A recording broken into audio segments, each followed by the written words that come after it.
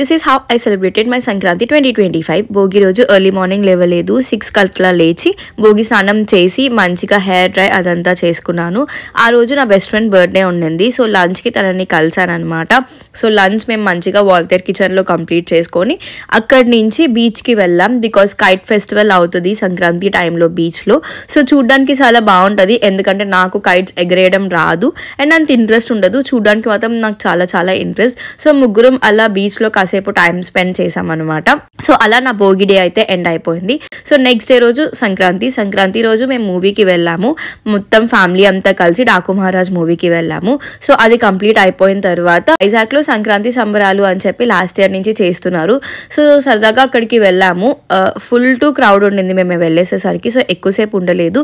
ఇంకా కనుమ రోజు డాడీకి ఆఫీస్ ఉంది, నాకు కూడా వర్క్ ఉండింది. సో ఏం పెద్దగా సెలబ్రేట్ చేసుకోలేదు. మమ్మీ లంచ్కి మంచిగా పన్నీర్ బిర్యానీ చేస్తే దాంతో ఎండ్ చేసేసాము.